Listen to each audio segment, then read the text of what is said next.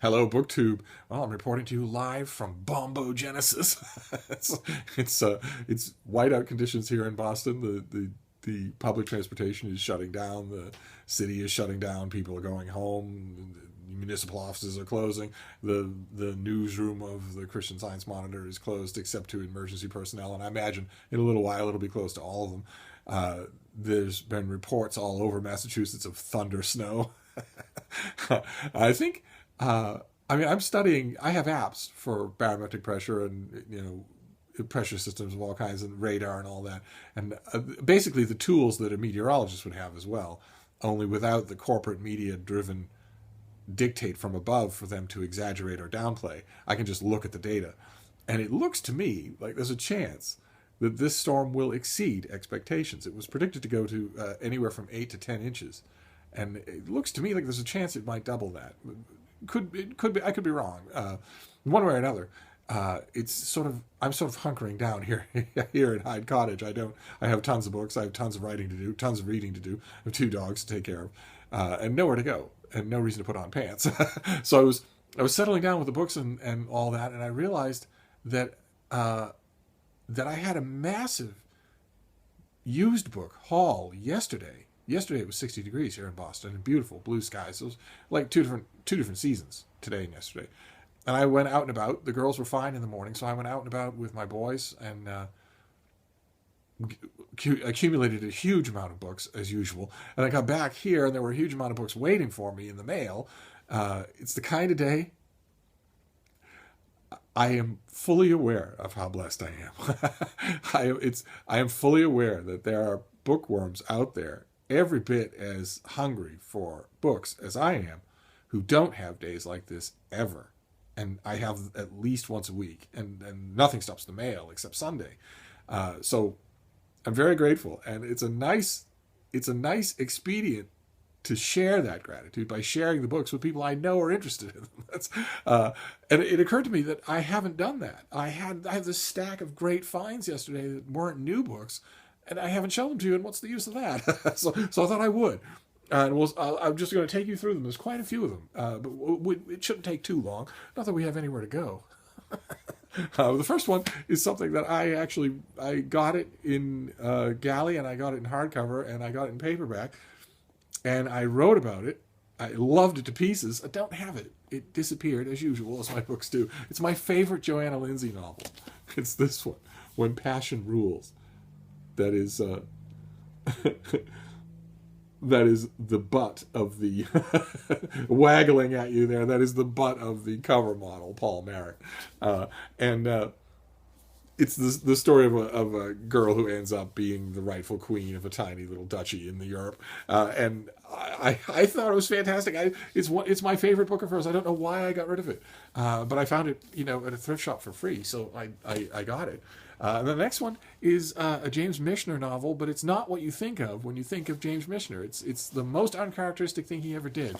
It's the novel of his story of all the people involved in getting a novel out into the world. There's a chunk about the novelist, there's a chunk about the publisher, there's a chunk about the publicist, there's a chunk about the booksellers, there's a chunk about the reviewer, and each chunk analyzes that part of the whole fiction writing creative process. And when did this come out? I wasn't reviewing books, of course, when this came out, but I read it when it came out. I never missed a James Michener. It came out in 1991, and I really liked it. I thought it was remarkable. And I got rid of the hardcover, of course, and then I got the paperback when it came out and got rid of that. So I don't have a copy, and I want to reread it. I haven't read it since 1991, so when I found it, I snapped it right up. Same thing with this one. I have mentioned this on this channel before. These brown paper bag, beige, paper-covered modern library editions, I just love them. I remember when this was the look of modern library hardcovers, and it was very much a concentration on the content over the form. And in new bookstores, you'd see a whole wall of these brown things. And I don't want them all, of course, but Bullfinch's Mythology is one of my favorite Boston books. And this one has tons of illustrations, and it needs a little work. but I can do that. I can fix that. And I have, I think when we were doing book repair videos, you might have seen over on the desk, the books that I have on the desk are my row of brown paper bag covered modern library editions. And I want this in that collection. I don't want all of them in that form, but I want the particular books. So I have this. I'll fix it and put it right over there. And again, it was virtually free. So, and then A Murder Mystery. I missed it when it first came out, and then I saw a hint of it, I think, online somewhere, and thought, ooh, I want that. So I requested it from a friend of mine who lives in New York and who goes to the Strand. I said, I would like a copy of this book. It's the Strand book. If you go in there, they're certain to have it. And bless his heart, he did go in there, and they did have it, only he got me the hardcover. And the thing I saw online was the paperback, and they have different covers. And this is the paperback cover, The Dogs of Rome. And I'm just shallow enough so that I wanted this matte-covered paperback edition. Instead, very nicely, very courteously, I got a boring, bland hardcover edition. So I read it, and I enjoyed it, and then I got rid of it. And I made a mental note that if I ever found the paperback, I would get the paperback and read it again, and I did. So, but it's a police procedural set in relatively contemporary Rome, and I couldn't resist either the cover or the title, because all the times that I've been in Rome, I have had great experiences with stray dogs. When I used to travel anywhere, if I was going to be anywhere for any length of time, a week, 2 weeks, I would find stray dogs to keep me company, in addition to my own dogs, and pamper them, give them an easy week, an easy 2 weeks, an easy month, the only easy month they're ever going to get, and then leave. They won't forget how to survive, but they'll have had that experience, and that's just the spur I needed, as shallow as that, to want to get this thing, and now I have it in the form I want, so I think I will keep it. Then the next one, a find. This is an English language translation of The Demons. This is by Herman von Doderer, an Austrian writer, a Nazi, totally reprehensible sadomasochistic freak, who was nevertheless a great writer. He wrote a ton of things. And even when I was in Austria, the people that I talked to, even the bookish people, seemed not to know him very well. And I don't know. It's like he is the unlucky version of Herman Hesse, where he doesn't have, his books have never caught on in English translation. Most of them have not been translated. This is a sprawling story of of basically it has a cast of thousands, but it concentrates on one semi-virtuous autodidact making his way through the artistic and literary world of Vienna, and it's the whole of that world in a book. It's an incredible reading experience, even in English. I originally had this. I am certain that this originally came in a 2-volume slipcase edition, hardcover. I could swear that there is such an edition. I could swear that was the way that I read this. I don't remember reading it in one book, one War and Peace size book. I wish I had, because that always, for me, is better than reading something split up. But all throughout, the book is the story of many people, and it's the story of their depravity and their occasional heroism and whatnot. And it moves right along. But there's also, all throughout the book, fantastic little moments of just exultant description. And I remembered one, and I wanted to read it to you. I don't think you're ever going to encounter The Demons by von Doderer. If you do, and you're up for a reading experience that will immerse you, I highly recommend it. But here, this is on page 1320. The city sinks into summer as into a dissolving bath of acid. The knights arch their backs high. Masses of stone look up into the brightness of the moon, seek the keystone of the arch, growing, climbing, escaping that close confinement that was their nature all the gray winter. A wild uprush of life, emanations and fragrances of vegetation, has broken out everywhere among the stone buildings, thrusts and sways in the garden around colored lights and music, runs down the broad streets with the interlocked shadows of trees under whose dense foliage a moonlit night can be transformed into blackness enclosed within a glittering armor. Most nights are bright and thin. They do not surround people densely enough for sound sleep. The people become like the houses, whose windows are all open, and so streets and gardens are full of nocturnal animation. That kind of wild, almost stream of consciousness stuff. There are moments all throughout here where the author just lets himself go like that, and they're wonderful. The book is wonderful, and it's yet another perfect example of how we have to divorce the work from the writer. It's not easy to do in von Doderer's case for me, but I managed to do it, and I was happy to find this. I have never had this, just a brick paperback of this thing before. I'm fairly certain I had a 2-volume slipcase hardcover. So I will reread this, absolutely, and be happy to do it. And another one, the next one is also a reread, something I haven't read in a long time, and I loved it. It's I think a second-tier American classic from a second-tier classic American author who's not given it the credit he deserves. This is Herman Wouk, The Caine Mutiny, which is it's his famous story about a Navy captain who goes insane and is obsessively paranoid.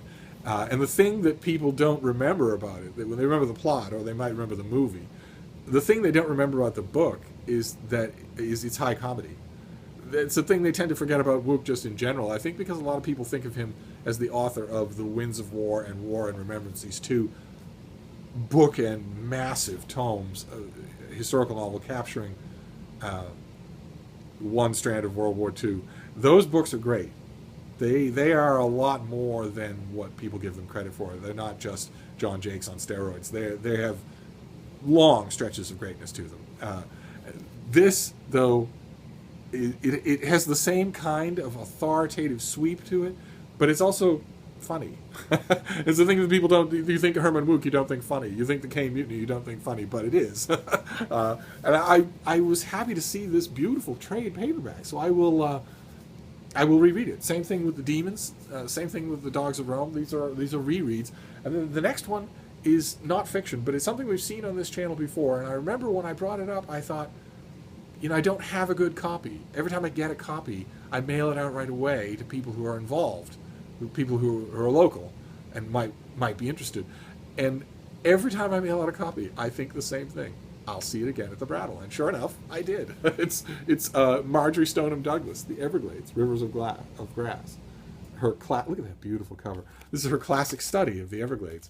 And it's got all the illustrations, got all the natural history, and it's a famous book. It's a linchpin book. It was the start of, it was the seminal text in her fight to preserve the Everglades and to stop all kinds of horrible developmental projects that would have gutted it and drained it, and it worked. So every time I get a copy of this, I mail it off to somebody. I invariably hear from somebody immediately who says, "Oh my God, I've lived in Florida my whole life. Oh my God, I love the Everglades. Oh my God, I need that book." And I send it off to them. So this might go too, but it's in perfect condition, and it's really nice. So I might try to keep it. It'll turn up at the Brattle again. And it really, isn't there a fairness eventually in me saying sometimes that I will wait until it turns up at the Brattle to get it for someone else, as opposed to sending off my own stuff and waiting for it to come back from me? Only I never do follow through on that. Every time I find a book like this that I really like and that I want to put on the shelf and just have at my fingertips, and then somebody wants a copy, I invariably end up thinking the same thing. Well, they live in, West Oxnard, Arkansas. They don't have any access to bookstores at all except online. You don't want to do that. That's for barbarians. They don't have the Brattle. They don't have the used bookstores here in Boston. They don't have the Goodwills here in Boston. They don't have the access to the ongoing flow of quality used books that you do. So, send them the copy that you found and you'll find another one. And, rather than wait on them when all they do book-wise is wait. Uh, a variation of that, I tend to think, and then off the book goes. So this might go too. But in the meantime, it's another reread because I haven't read this in probably 5 years, and it's so good that I want to. And then we'll finish this up, this used book haul, with, I think that this will be the end of Project Penguin. I actually hit a motherload of Penguin classics. That doesn't always happen to me. Usually it's one or two here and there. But in this particular case, I hit a motherload of them. I want to show them to you, but I have a feeling there were only a few shelves left of Project Penguin. And that was a while ago. So I have a feeling if I go into that room and pull all the transverse books off the shelves, clean all the shelves off, pull everything out that isn't a Penguin Classic, I have a feeling that all the Penguin Classics will fit. And then it will be a whole wall, which is what I was waiting for since the summer. But I found a bunch of Penguin trade paperbacks in almost perfect condition. And a lot of them were stuff I wanted or needed. Like this, Uncle Tom's Cabin. I had the mass market, just a water bloated, grimy mass market. And this is a perfect condition trade. And I don't know that I'll hurry to reread it.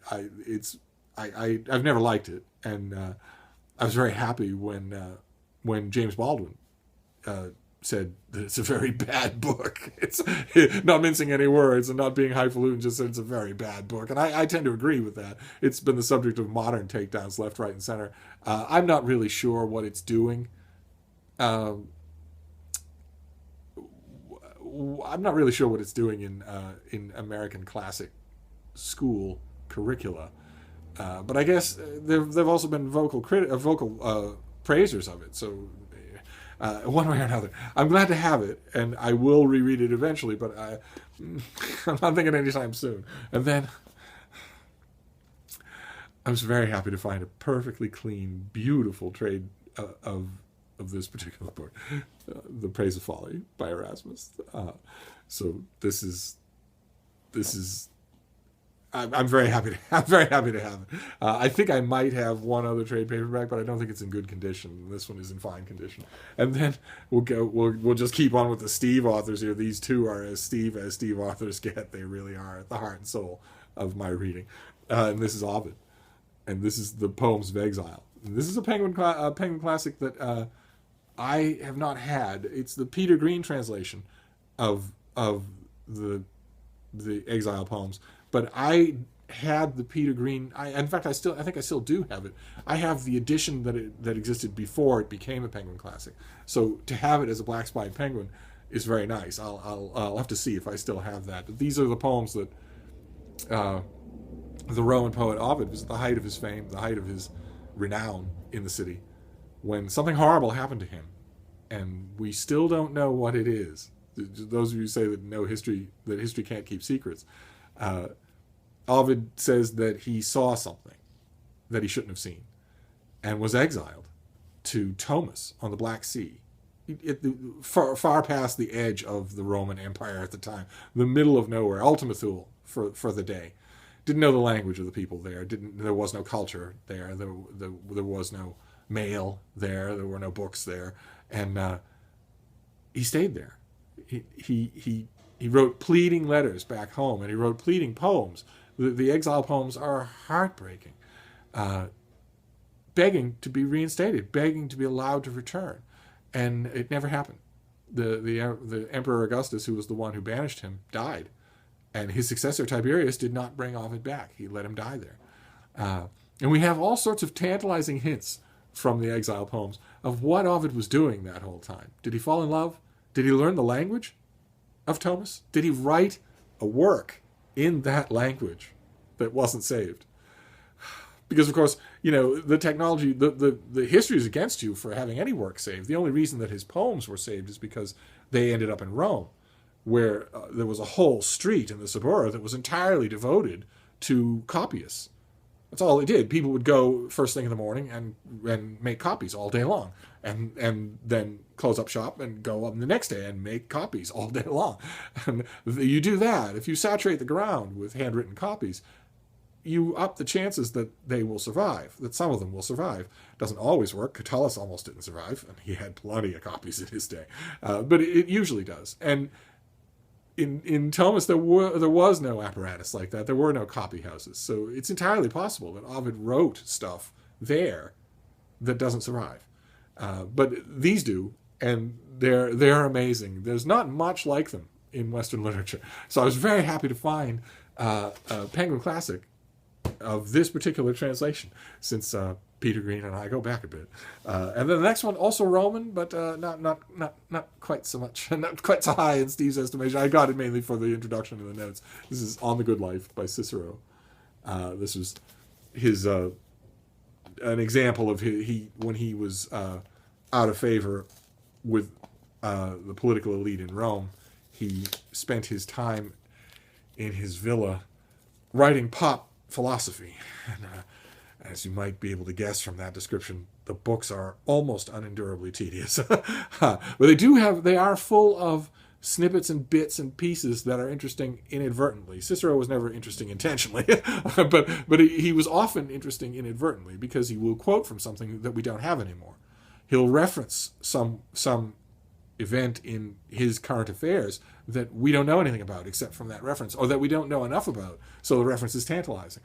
And the place of these philosophical works in the history of Western philosophy has been, shifting and debated for 2,000 years. And that brings us back to the introduction and the notes. That's always interesting. And I don't think I've read this edition of Cicero at all. So, and then the last thing, the last Penguin Classic find was the biggest Penguin Classic find of them all. I squealed with girlish glee. This has been on my list for a while. This is the Penguin Classic Black Spine, unabridged, Decline and Fall of the Roman Empire. The David Wormersley. This is I think I mentioned this. I've mentioned this on this channel a couple of times before. In terms of modern editions of classics, this is one of them. The David Wormersley edition of Gibbon.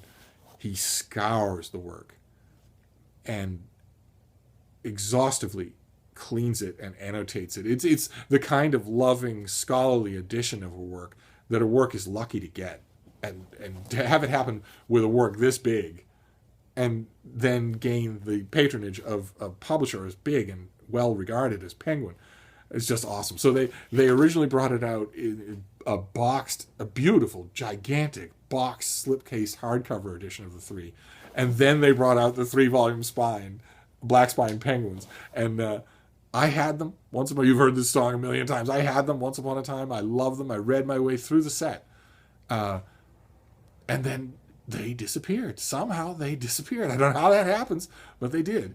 And for a while, David Wormersley also did a 1-volume Penguin abridgment of his own 3-volume work. And as far as 1-volume abridgment of Gibbon goes, it's the best by far. It's incredible.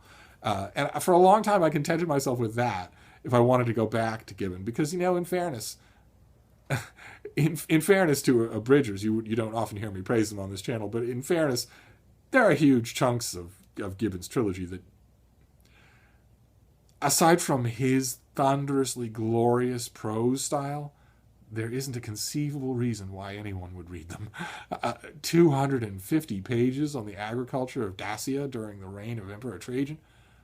No one is interested. Even the Dacians wouldn't have been interested in that. And it goes on and on. On and on and on. So a big fat abridgment usually will very skillfully pluck out the parts that are of general interest. The Roman emperor lives, the contests for the throne, the military encounters, that sort of thing, the rise of Christianity, those portions. It is, well, I guess what I'm saying is, it feels like heresy to say it, but with the decline and fall of the Roman Empire, it is possible to make a big, fat, 1-volume abridgment that's a worthwhile volume on its own, rather than just being a horrible, botched operation on a glorious original. I would never in a million years recommend, for instance, a Penguin 1-volume abridgment of War and Peace, or something like that. But Gibbon wrote a lot of these chapters in modular form. A lot of the social chapters of social observation on foreign clientele countries were written modularly. They were written to stand alone. They can be removed from the narrative without hurting the narrative. But even so, as far as immersion goes, you got to have the whole thing. When you want Gibbon, when you want to periodically want to do that, just surrender a month of your life to the whole of the Decline and Fall. It has to be the whole thing. It can't be an abridgment. So I was so happy to find these. And I think that these all together actually finish off Project Penguin. It occurs to me now that I'm saying this, making this video, that that's a video on its own, isn't it? I'll address that. And I'll go in and investigate and see if maybe I now have a whole wall of Penguin classics. And if I do, I'll make a video in addition to, you know, the library tour of those shelves, which will come in 2017. I have no reason not to go and examine whether or not that's true, since I'm in the middle of bombogenesis. The dogs go out the back door 10 inches, and then they go, and then they want to come back inside. So we're not even going outside. So there's nothing. But you'll be finding out that the hard way, because I'll be making videos all day long. I'll see you soon, BookTube. Sorry for the length of this one, but Penguin Classics, I ask you.